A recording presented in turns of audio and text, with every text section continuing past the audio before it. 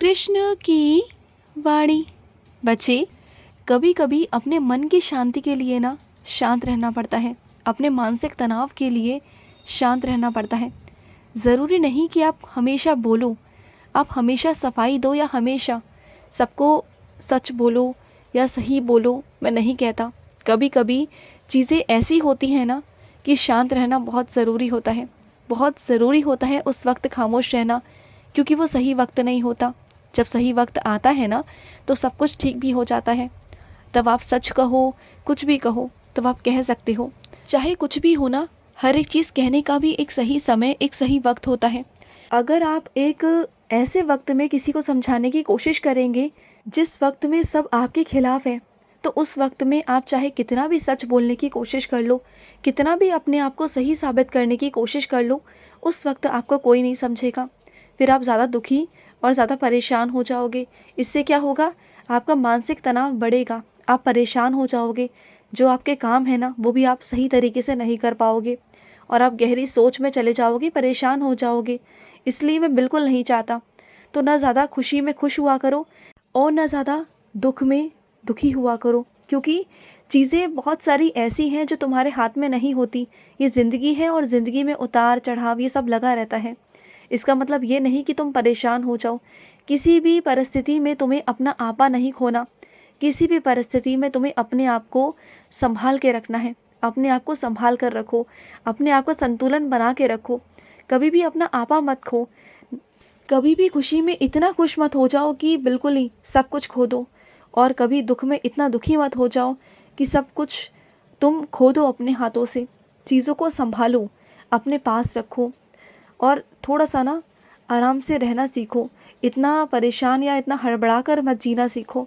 तुम बहुत छोटी छोटी चीज़ों को लेकर परेशान हो जाती हो, बहुत छोटी छोटी चीज़ों को लेकर सोचने लगते हो, गहरी सोच में चले जाते हो कि अब क्या होगा, कैसे नहीं होगा। अरे, जिस ऊपर वाले ने तुम्हें दुनिया में भेजा है ना, उसने सब सोच रखा है। तुम्हें क्या लगता है कि तुम ज़िंदगी चला रहे हो, तुम्हारे हिसाब से ज़िंदगी चल रही है? नहीं, तुम्हें ऐसा लगता है कि तुम कर रहे हो, लेकिन होता वही है जो ईश्वर चाहता है। और जब सब कुछ पहले से ही लिख चुका है, तुम्हारे किस्मत का, तुम्हारे भाग्य का, सिर्फ तुम एक उसमें भूमिका निभा रहे हो, सिर्फ एक भूमिका। ऊपर वाला सब जो कर रहा है ना वो अपने हिसाब से कर रहा है। उसने पहले से ही सब कुछ बना रखा है, सब कुछ कर रखा है। और तुम्हें लगता है कि तुम सब कुछ तुम कर रहे हो, लेकिन ऐसा होता नहीं। सब कुछ वो ऊपर वाला निर्धारित करके पहले से बैठा हुआ है और वही सब कुछ कर रहा है अपने हिसाब से। क्योंकि उसके बिना तो एक पत्ता भी नहीं हिलता ना, तो उसके बिना तुम कैसे हिल जाओगे, तुम कैसे एक कदम आगे बढ़ा लोगे? सब कुछ उनके हिसाब से होता है और उनके हिसाब से ही होगा, चाहे तुम परेशान हो या खुश हो, कुछ भी हो। इसलिए कह रहा हूँ, ना परेशान रहो, ना ज़्यादा खुश हो, और ना किसी को साबित करने की कोई ज़रूरत है। जैसे हो बस वैसे रहो और अपनी ज़िंदगी को बस आराम से, सुकून से काटो। मत चिंता करो कि कैसे होगा, कैसे नहीं होगा, अगले दिन का इंतज़ाम कैसे होगा, खाने का इंतज़ाम कैसे होगा, क्या होगा। कुछ मत करो, सब वो अपने आप सारे रास्ते बना देता है। और मैं अपने कुछ बच्चों से कहना चाहता हूँ, मानता हूँ कि तुम्हें मानसिक तनाव से बहुत परेशानी हो रही है, तो मानसिक तनाव से बहुत ग्रस्त हो। तुम आगे बढ़ना चाहते हो, तुम आगे कुछ करना चाहते हो, लेकिन क्या है ना, तुम ऐसे इंसान से एक उम्मीद करते हो, ऐसा इंसान चाहते हो जो तुम्हें कहे कि हाँ मैं हूँ तुम्हारे साथ, तुम आगे बढ़ो, तुम करो, मैं तुम्हारे पीछे खड़ा हूँ। तुम ऐसे इंसान की उम्मीद करते हो। ना तुम धन दौलत से किसी की उम्मीद करते हो, ना किसी चीज़ से तुम किसी से उम्मीद करते हो। सिर्फ तुम यही चाहते हो कि तुम्हारे पीछे कोई खड़ा रहे। जब तुम गिरो तो तुम्हें कोई ऐसा हो जो संभाल ले। अगर तुम लड़खड़ाओ तो तुम्हारा हाथ पकड़ ले।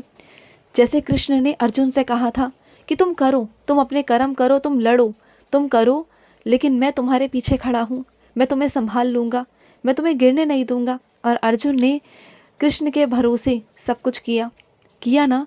अर्जुन ने सब कुछ अपने कृष्ण पर समर्पित कर दिया, मुझ पर समर्पित कर दिया। तो वही भरोसा तुम्हें चाहिए, तो वही भरोसा तो मैं दे रहा हूँ ना, वही भरोसा तुम्हें बार बार देता हूँ कि आगे बढ़ो। तुम जिस इंसानों से उम्मीद कर रहे हो ना, वो इंसान ना आज तुम्हारा साथ देंगे, ना कल तुम्हारा साथ देंगे। अगर कोई साथ देगा तो वो मैं हूँ। मैं तुम्हारा सारथी बन के मैं तुम्हारा साथ दूंगा। जैसे अर्जुन ने मुझ पर भरोसा किया, वैसे तुम भी मुझ पर भरोसा करके आगे बढ़ सकते हो। अगर तुम गिरोगे तो संभालूंगा, लड़खड़ाओगे तो तुम्हारा हाथ पकड़ूंगा, सारथी बन के तुम्हारा साथ दूंगा। समर्पित कर दो अपने आप को मुझ पर। मैं कितनी बार तुमसे कह चुका हूँ कि मुझ पर अपने आप को समर्पित कर दो और आगे बढ़ो। इस तरीके से आगे बढ़ोगे ना तो पूरे विश्वास के साथ तुम आगे बढ़ पाओगे और कर पाओगे। मुझे मालूम है कि तुम्हारे अंदर वो कला भी है, वो गुण भी है, वो सब चीज़ें हैं। बस डर जाते हो आगे बढ़ने से कि अगर मैं घबरा गया, अगर मैं गिर गया तो दुनिया मजाक बनाएगी, दुनिया कहेगी कि अरे देखो इसने तो कुछ नहीं किया, ये तो किसी काबिल नहीं। तुम उन उंगलियों से डरते हो, उन लोगों की बातों से डरते हो। लेकिन डरो मत। पहली बात तो ऐसा होगा नहीं, मैं तुम्हें गिरने या लड़खड़ाने दूंगा ही नहीं, मैं संभाल लूँगा तुम्हें। लेकिन अगर फिर भी तुम्हारे हिसाब से, तुम्हारे डर के हिसाब से तुम्हें ऐसा लगता है कि आगे चलकर, इतना आगे बढ़कर अगर तुम कुछ नहीं कर पाए तो तुम्हारा मजाक बन जाएगा, तो तुम इस काबिल हो कि तुम वहाँ पहुँचोगे ना तो तुम इतना आगे बढ़ जाओगे ना, अगर तुम जिस रास्ते की तरफ बढ़ रहे हो उस रास्ते की तुम मंजिल नहीं पा पाए, वो रास्ता तुम्हें नहीं मिल पाया जिस लक्ष्य को तुम पाना चाहते हो, तो उससे आगे के लक्ष्य तुम्हारे लिए खुल जाएंगे। और क्या पता जो तुम सोच रहे हो, जो तुम पाना चाह रहे हो ना, उससे भी कहीं ज़्यादा, 2 गुना 4 गुना ज़्यादा तुम्हें उस लक्ष्य की प्राप्ति हो जाए जिसके बारे में तुमने कभी सपने में भी नहीं सोचा। क्योंकि तुम उस मुकाम पर पहुंचकर इतने काबिल हो जाओगे, तुम्हारे अंदर का आत्मविश्वास इतना हो जाएगा ना कि जो 4 लोग बोलेंगे ना, उन 4 लोगों को तुम जवाब देने के काबिल हो जाओगे, उन 4 लोगों का सामना करने के काबिल हो जाओगे। इतना मैं तुम्हें विश्वास दिलाता हूँ कि उस वक्त में तुम बोलोगे और दुनिया सुनेगी। तुम डरोगे नहीं किसी से। आज तुम डर रहे हो क्योंकि तुम आज कुछ नहीं हो, क्योंकि आज तुम आगे बढ़ने से डर रहे हो।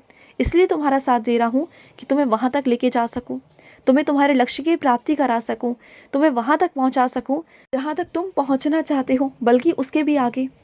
और मैं अपनी कुछ बच्चियों से कहना चाहता हूं, तुम नाखून बढ़ाती हो, अच्छी बात है, लेकिन शरीर की साफ सफाई का ध्यान भी रखना होता है ना, क्योंकि तुम ही घर की अन्नपूर्णा हो। तुम जब घर में खाना बनाती हो तो घर में सबके स्वास्थ्य की जिम्मेदारी तुम्हारे ऊपर है। तुम अगर साफ सुथरे तरीके से रहोगे तो तुम्हारा पूरा घर रोग मुक्त रहेगा। अपने सीधे हाथ के तो कम से कम नाखून काट लिया करो, क्योंकि सीधे हाथ के नाखून ना मेरे बच्चे गंदे होते हैं, हाथ गंदे होते हैं।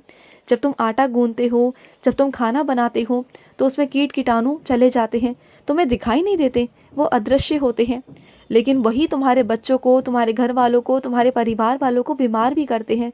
तो सीधे हाथ का थोड़ा साफ सफाई रखो। और सीधे हाथ की क्या, तुम अपने पूरे शरीर की सफाई रखा करो, साफ सुथरे तरीके से रहा करो। जितना साफ रहोगे रोग मुक्त रहोगे, और तुमसे तुम्हारा परिवार है। अगर तुम साफ सुथरे तरीके से रहोगे ना तो तुम्हारा पूरा परिवार रोग मुक्त रहेगा, रोगों से बचा रहेगा। समझ रहे हो ना मेरी बातों को? और सुनो, किसी भी चीज़ की बर्बादी मत करो। किसी भी चीज़ की बर्बादी मुझे पसंद नहीं, ना समय की बर्बादी, ना ही अन्न की बर्बादी, ना पानी की बर्बादी, ना किसी और चीज़ की बर्बादी। अगर तुम्हारे कमरे में एक पंखा चल भी रहा है ना और उस पंखे के नीचे कोई नहीं बैठा, उस कमरे में कोई नहीं बैठा ना, तो उस कमरे का पंखे को भी बंद कर दो, क्योंकि वो भी बर्बादी है। वो बिजली की यंत्र की बर्बादी है, बिजली की बर्बादी है। मुझे कोई भी बर्बादी बिल्कुल पसंद नहीं। अगर तुम्हारे घर में बर्बादी हो रही है ना तो वो मुझे बिल्कुल पसंद नहीं। उन लोगों से जाकर पूछो जिनके पास में वो भी नहीं है, उतना भी नहीं है। तुम्हें है, तुम्हारे पास है तो उसकी कदर करो ना, चीज़ों की कदर करो, बर्बादी मत होने दो, चाहे वो खाने की ही क्यों ना हो। अगर खाना बच रहा है ना तो किसी को दे दो, किसी का पेट भर जाएगा, किसी की आत्मा तृप्त हो जाएगी, लेकिन उसे फेंको मत, क्योंकि खाना खाना नहीं, वो अन्नपूर्णा है। तुम सीधे सीधे अन्नपूर्णा का अपमान कर रहे हो, वो बहुत गलत है। और किसी इंसान को नहीं दे सकते हो, नहीं निकल सकते, नहीं जा सकते, तो तुम्हारे घर के बाहर पशु पक्षी हैं, गाय हैं, कुत्ता है, तुम उन्हें भी डाल सकते हो, उन्हें भी तुम खिला सकते हो ना। और वैसे भी तुम्हारे घर में जो सबसे पहले रोटी बनती है ना, उस रोटी पर माँ कामधेनु का हक बनता है। गाय को दिया करो माँ कामधेनु के रूप में। अगर ऐसा करोगे ना तो उनकी बहुत कृपा रहेगी तुम पर, अटूट कृपा रहेगी। तुम्हारे घर में कभी कमी नहीं आएगी किसी भी चीज़ की। खुश रहो। आज का रात्रि कृष्ण संदेश समाप्त हुआ। जय श्री कृष्ण।